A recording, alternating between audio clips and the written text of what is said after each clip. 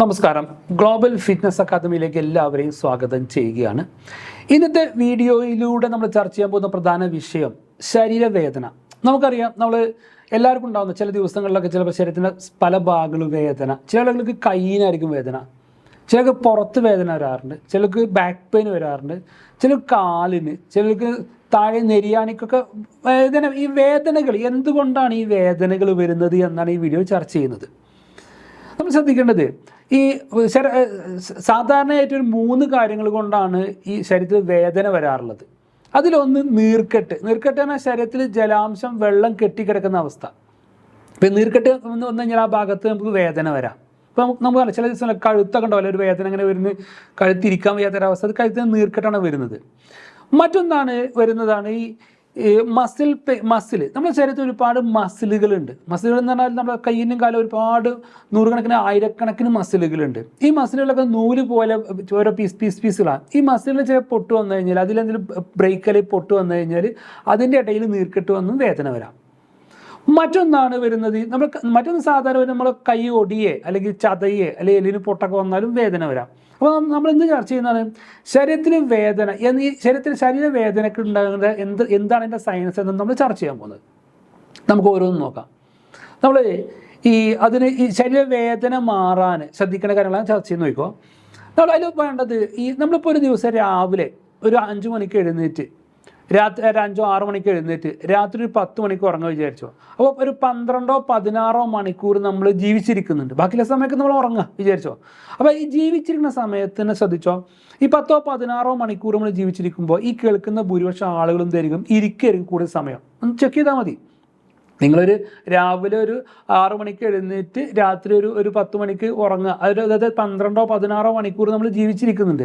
ആ സമയത്ത് ശ്രദ്ധിച്ചു നോക്കുക, ഭൂരിപക്ഷം ആളുകളും ഈ 16 മണിക്കൂറിൽ അല്ലെങ്കിൽ 15 മണിക്കൂർ ഭൂരിപക്ഷ സമയം നമ്മൾ ഇരിക്കുക, അല്ലെങ്കിൽ കുറച്ച് സമയം കിടക്കുകയായിരിക്കും. മൂവ്മെൻറ്റ് ഉണ്ടായിരിക്കില്ല. നമ്മൾ ശ്രദ്ധിക്കേണ്ടത്, ബോഡി ഫുൾ ടൈം ഇരിക്കാനുള്ളതല്ല. ബോഡി എന്ത് ചെയ്യും, നല്ല ഇളകിക്കൊണ്ടിരിക്കണം. കഴിയുന്ന അവസരങ്ങളിലൊക്കെ എന്ത് ചെയ്യും, നടക്കുക. വീട്ടിൽ ഇപ്പോൾ ചില ആളുകളുണ്ടാവും, ഇപ്പം എന്ത് ചെയ്യും, വീട്ടിൽ നിന്ന് ചെറിയ ദൂരങ്ങൾക്ക് പോലും വാഹനങ്ങൾ എടുക്കുന്ന ഒരു അവസ്ഥ. അങ്ങനെ വേണ്ട. നമ്മൾ ചെറിയ യാത്രകൾക്കും ചെറിയ സംവിധാനങ്ങൾക്കും എന്ത് ചെയ്യുമ്പോൾ നടക്കുക, ബോഡി നല്ല മൂവ്മെൻറ്റ് കൊടുക്കുക.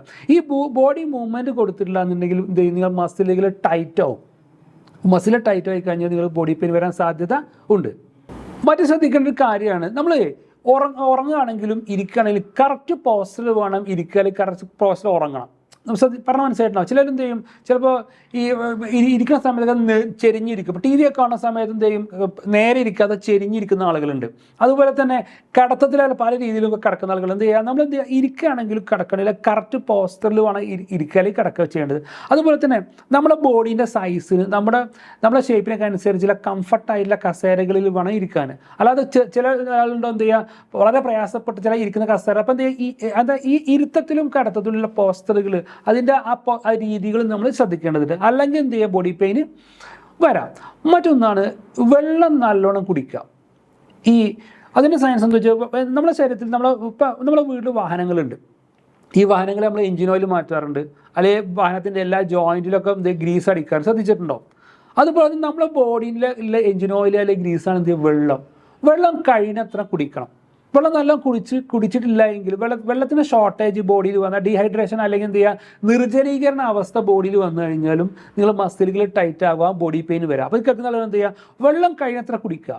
അതിന് പ്രത്യേകിച്ച് ചിലവൊന്നുമില്ല. നമ്മുടെ നാടുകളിൽ ഇപ്പോൾ ഗ്രാമപ്രദേശമാണ്, എന്ത് ചെയ്യുക, ഗ്രാമപ്രദേശങ്ങളിൽ നല്ല തിളപ്പിക്കാതെ വെള്ളം തന്നെ കുടിക്കാം. ശരിക്കും തിളപ്പിക്കാതെ വെള്ളം കുടിക്കണം എന്നാണ് സയൻസ്. പക്ഷേ ടൗണിലൊക്കെ ആണെങ്കിൽ ഇത് മാലിന്യങ്ങളുള്ളത് കൊണ്ട് എന്ത് ചെയ്യുക, തിളപ്പിച്ചാറിയ വെള്ളം നല്ലോണം കുടിച്ചാൽ തന്നെ എന്ത് ചെയ്യുക, ഒരു തരത്തിലുള്ള നിങ്ങളെ നീർക്കെട്ടും ബോഡി പ്രശ്നങ്ങളൊക്കെ മാറും.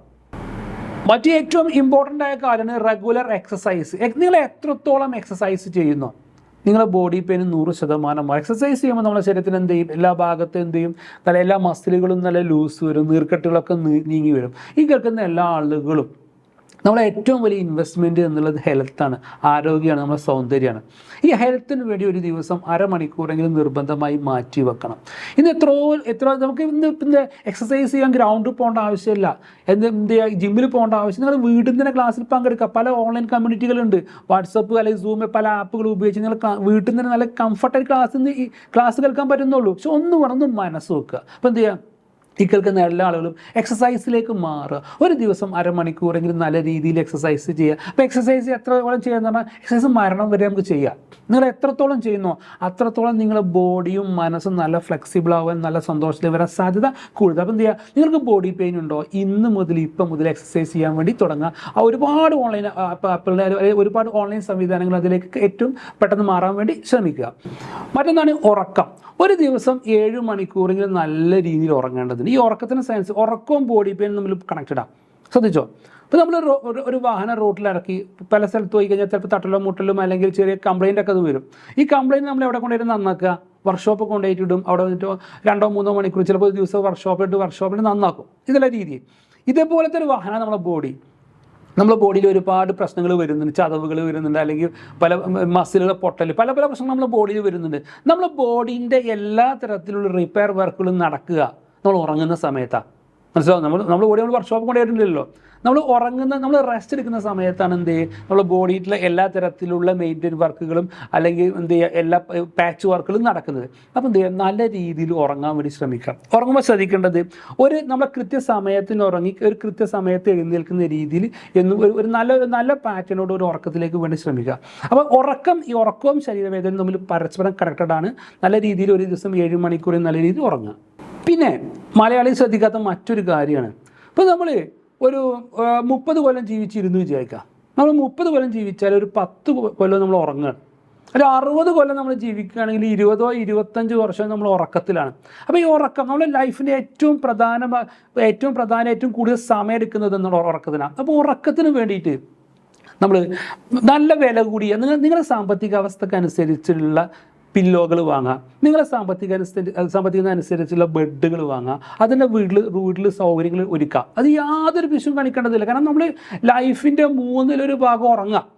അപ്പോൾ ഉറങ്ങാൻ വേണ്ടി നിങ്ങളുടെ സാമ്പത്തികത്തിനനുസരിച്ച് നല്ല വില കൂടിയ പില്ലുകൾ, നിങ്ങൾക്ക് കംഫർട്ട് തോന്നുന്ന പില്ലോകൾ വാങ്ങുക, നിങ്ങൾക്ക് കംഫർട്ട് തോന്നുന്ന ബെഡുകൾ വാങ്ങുക. മലയാളിൻ്റെ മറ്റു അവസ്ഥ എന്ന് വെച്ചാൽ, മലയാളി മറ്റുള്ളവർ കാണാൻ വേണ്ടി പണം ഒരുപാട് മുടക്കും. വീട് വെക്കാനും കാറ് വാങ്ങാനൊക്കെ ജാട കാണിക്കാൻ വേണ്ടി പണം മുടക്കും. പക്ഷേ നമ്മുടെ സ്വന്തത്തിന് വേണ്ടി പണം മുടക്കാൻ മലയാളിക്ക് ശ്രദ്ധിക്കാറില്ല. അല്ലെങ്കിൽ മലയാളി അതിൽ വളരെ ശ്രദ്ധിക്കാത്തൊരു കാര്യം. അപ്പം നിങ്ങൾക്ക് വേണ്ടി ഇൻവെസ്റ്റ് ചെയ്യേണ്ട ഒരു കാര്യമാണ് എന്ത്, നല്ല വില കൂടിയ നിങ്ങൾക്ക് കംഫർട്ടായിട്ടുള്ള പില്ലോകൾ, കംഫർട്ടായിട്ടുള്ള ബെഡുകൾ, നിങ്ങൾക്ക് കംഫർട്ടായിട്ടുള്ള ബെഡ്റൂമുകൾ, ഇതിൻ്റെ സൈസും കാര്യങ്ങളൊക്കെ നല്ല രീതിയിൽ സെറ്റാക്കി ഉണ്ടാക്കി യാതൊരു പിശുവും കരുതേണ്ടതില്ല. മറ്റൊന്നാണ് ഈ ഓയിൽ മസാജ്. നമുക്കറിയാം നമ്മുടെ പൂർവികന്മാരൊക്കെ ആഴ്ചയിൽ 1-2 തവണയൊക്കെ നല്ല രീതിയിൽ എണ്ണ തേച്ച് ബോഡിയൊക്കെ നല്ല മസാജ് ചെയ്തൊന്ന് കുളിച്ചിരുന്ന കാലഘട്ടം ഉണ്ടായിരുന്നു. ഇപ്പോൾ നമ്മളെ പഴമക്കാരൊക്കെ നോക്കിയാൽ അറിയാം, അവിടെ ആരോഗ്യത്തിന് ഒരു കാര്യം കൂടി അവർ നല്ല ഹെൽത്തി ആയിരുന്നു. അതിൻ്റെ കാരണമുണ്ട്. അപ്പോൾ ഈ കേൾക്കുന്ന നമ്മളെന്ത് ചെയ്യുക, ആഴ്ചയിൽ ഒരു ദിവസം, നല്ലൊരു ദിവസം, ശനിയാഴ്ച ഞായറാഴ്ച ഒഴിവ്, നിങ്ങളെ ജോലിയുമായി ബന്ധപ്പെട്ടിട്ട് ഒരു ഒഴിവുള്ള ദിവസം കണ്ടെത്തുക. എന്നിട്ട് നല്ല നാട്ടിൽ നിന്ന് നല്ല മില്ലിൽ നിന്ന് വാങ്ങാൻ കിട്ടും നല്ല കോക്കനട്ട് ഓയിൽ അല്ലെങ്കിൽ വെളിച്ചെണ്ണ എന്ത് ചെയ്യും, നല്ല ശരീരത്തിൽ എല്ലാ ഭാഗത്തും നല്ല രീതിയിലൊന്നും തേച്ച് പിടിപ്പിക്കുക. ഒരു നല്ല രീതിയിൽ എല്ലാ ഭാഗവും ഒന്ന് എന്ത് ചെയ്യുക, ഒന്ന് മസാജ് ചെയ്യുക, ഒന്ന് ഒഴിയുക. ഈ മസാജ് എന്ന് പറഞ്ഞാൽ എന്ത് ചെയ്യുക, ബോഡി ബ്ലഡ് സർക്കുലേഷൻ കിട്ടാൻ വേണ്ടിയിട്ട് മസാജ് ചെയ്യുക. എന്നിട്ട് ഒരു 10-15 മിനിറ്റ് റെസ്റ്റ് എടുക്കുക, വെയിൽ കൊള്ളരുത്. എന്നിട്ട് നല്ല രീതിയിലൊന്ന് കുളിക്കുക. ഇങ്ങനെ ഈ എണ്ണ തേച്ച് മസാജ് ചെയ്യുന്നതോടുകൂടി നിങ്ങളുടെ ശരീരത്തിൽ നല്ല എന്ത് ചെയ്യും, എല്ലാ ഭാഗത്തേക്കും ഒരു ഫ്ലെക്സിബിലിറ്റി കിട്ടാനും മസിലുകളൊക്കെ നല്ല അഴഞ്ഞു കിടക്കാനും ശരീരത്തിലുള്ള നീർക്കെട്ടുകളൊക്കെ നീങ്ങാനും സാധ്യത കൂടുതലാണ്. മാത്രമല്ല നിങ്ങളുടെ സൗന്ദര്യത്തെ കൂടിയും ഈ കാര്യം എഫക്റ്റ് ചെയ്യും. നിങ്ങളുടെ ബോഡീൻ്റെ ടോട്ടൽ ചേഞ്ചിലേക്ക് വരും. അപ്പോൾ ഈ കേൾക്കുന്ന എല്ലാ ആളുകളും ഈ സംവിധാനം ഒന്ന് പ്രാക്ടീസ് ചെയ്യാം. ഇതൊന്നും പ്രത്യേകിച്ച് ചിലവൊന്നുമില്ലല്ലോ, നമ്മൾ വീടുകളിലുള്ള സംവിധാനം. പക്ഷേ എന്ത് ചെയ്യുക, നിങ്ങൾക്ക് വേണ്ടി കുറച്ച് സമയം മാറ്റി വെക്കേണ്ടതുണ്ട്. ആ കൺസെപ്റ്റിലേക്ക് നിങ്ങളെല്ലാവരും മാറേണ്ടതുണ്ട്. മറ്റ് ബോഡി പെയിനിലെ പ്രധാന കാരണം നിങ്ങൾ ഓവർ വെയ്റ്റാണ്. ഈ കേൾക്കുന്ന മിക്ക ആളുകൾക്കും ബോഡി പെയിൻ വരാനുള്ള കാരണം ഓവർ വെയ്റ്റ്. ഞാൻ ഓരോന്ന് പറഞ്ഞുതരാം. നിങ്ങൾക്കുണ്ടാകുന്ന വേദന, ഒന്ന് മുട്ടുവേദനയായിരിക്കും, രണ്ടാമത്തെ ഉപ്പുറ്റി വേദന അല്ലെങ്കിൽ മടമ്പ് വേദന, അല്ലെങ്കിൽ ബാക്ക് പെയിൻ. ഈ മൂന്ന് വേദനയ്ക്കും പ്രധാന കാരണം നിങ്ങൾ ഓവർ വെയ്റ്റാണ്. ഓരോന്ന് പറഞ്ഞുതരാം. ഇപ്പോൾ മുട്ടുവേദന അല്ലെങ്കിൽ നെരിയാണി വേദനയ്ക്ക് 2 കാരണം എന്താണ്, നിങ്ങൾ ഓവർ വെയിറ്റ് ആകുമ്പോൾ, ഇപ്പോൾ ശരാശരി ഒരാൾ വേണ്ട വെയിറ്റ് ഒരു 50-60 കിലോ ആണ് വിചാരിച്ചോ. ഈ 60 കിലോന് പിന്നെ 80-85 ആകുമ്പോൾ 20-25 കിലോ അധികം വരിക. ഈ അധികം വരുന്ന ഈ ഭാരത്തെ ഭൂമികൾ നടക്കുമ്പോൾ എന്ത് ചെയ്യും, ഏറ്റവും കൂടുതൽ പ്രഷർ അനുഭവപ്പെടുന്ന സ്ഥലമാണ് നിങ്ങളുടെ മുട്ട്. അപ്പോൾ മുട്ടുവേദന വരാം.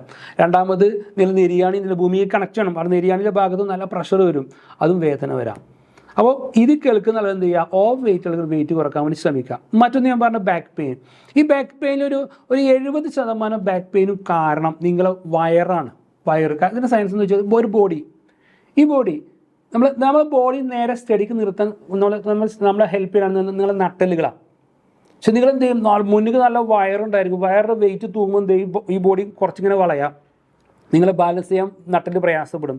ഈ സമയത്ത് നട്ടലിൻ്റെ ഏറ്റവും അവസാന കശേരികളിൽ നീർക്കെട്ട് വരാനും പ്രഷർ അനുഭവപ്പെടാൻ സാധ്യതയുണ്ട്. ഇതാണ് ഒരു കാരണം ബാക്ക് പെയിൻ വരാനുള്ള കാരണം. മറ്റു പല കാരണങ്ങളുണ്ടെങ്കിൽ ഒരു കാരണം ഇതാ. അപ്പോൾ നിങ്ങൾക്ക് ബോഡി പെയിൻ ഉണ്ടോ, ബാക്ക് പെയിൻ ഉണ്ടോ, മുട്ടുവേദന ഉണ്ടോ, നെരിയാണി വേദന ഉണ്ടോ, ശ്രദ്ധിക്കുക, വെയിറ്റ് കുറക്കുക. നിങ്ങളുടെ ഐഡിയൽ വെയിറ്റിലേക്ക്, നിങ്ങൾക്ക് അനുയോജ്യമായ നിങ്ങളുടെ ഹൈറ്റിനനുസരിച്ചുള്ള വെയിറ്റിലേക്ക് മാറാൻ വേണ്ടി ശ്രമിക്കുക. അല്ലാതെ ഒരുപാട് ഇംഗ്ലീഷ് മരുന്നുകൾ കുടിച്ചിട്ട് വെറുതെ ടെൻഷനാണെങ്കിൽ നടന്നിട്ട് ഒരു കാര്യമില്ല. ശ്രദ്ധിക്കുന്നത് വളരെ സിമ്പിളാണ്. പക്ഷേ എത്രയും പെട്ടെന്ന് വെയിറ്റ് കുറക്കാൻ വേണ്ട കാര്യങ്ങളെക്കുറിച്ച് ചിന്തിക്കുക, ചെയ്യുക. മറ്റൊന്നാണ് നിങ്ങളെ പെട്ടെന്നുള്ള മൂവ്മെൻറ്റുകൾ. നമുക്കറിയാം ചില ആളുകൾക്കൊക്കെ ഈ ഊരം നെട്ടുക എന്നൊക്കെ പറയാം, അല്ലെങ്കിൽ ബാക്ക് പെയിൻ ഭയങ്കര അസ്വസ്ഥ ഉണ്ടാവുകയാണ്. ഇതിനൊക്കെ പ്രധാന കാരണം പെട്ടെന്ന് നമ്മൾ സാധാരണ ചെയ്യാത്ത ചില ഹാർഡ് വർക്കുകൾ ചെയ്തിട്ടാണ്.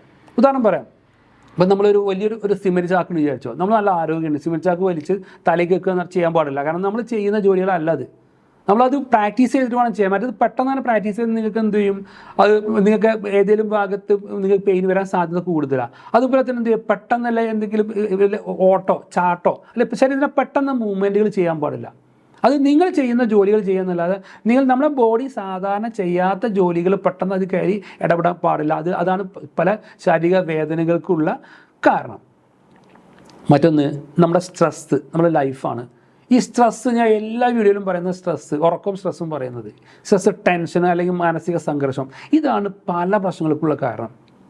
നിങ്ങൾ എത്രത്തോളം നിങ്ങൾക്ക് മാനസിക സംഘർഷം അനുഭവപ്പെടുന്നു അത്രത്തോളം നിങ്ങളുടെ മസിലുകൾ ടൈറ്റായി അനുഭവപ്പെടും. ഈ മസിലുകൾ ടൈറ്റായി കഴിഞ്ഞാൽ ബോഡി പെയിൻ വരാം, നല്ല ബോഡി പെയിനും വരും, ബോഡി പെട്ടെന്ന് ഡാമേജ് വരാൻ സാധ്യത കൂടുതലാണ്. അപ്പോൾ ബോഡി പെയിനെ കുറിച്ച് വളരെ സമർത്ഥമായി ഞാൻ ഈ വീഡിയോയിൽ പറഞ്ഞു കഴിഞ്ഞു. നിങ്ങൾ ഈ വീഡിയോ ഇഷ്ടപ്പെടുകയാണെങ്കിൽ ഇത് ലൈക്ക് ചെയ്യുക, ഷെയർ ചെയ്യുക, നിങ്ങളുടെ അഭിപ്രായങ്ങൾ കമൻറ്റ് ചെയ്യുക, നിങ്ങളെ ഏറ്റവും അടുത്ത കൂട്ടുകാർക്ക് വേണ്ടി ഈ കണ്ടന്റുകൾ അയച്ചു കൊടുക്കുക. മറ്റൊരു വിഷയവുമായി നമുക്ക് അടുത്ത ക്ലാസ്സിൽ കാണാം. Okay, by.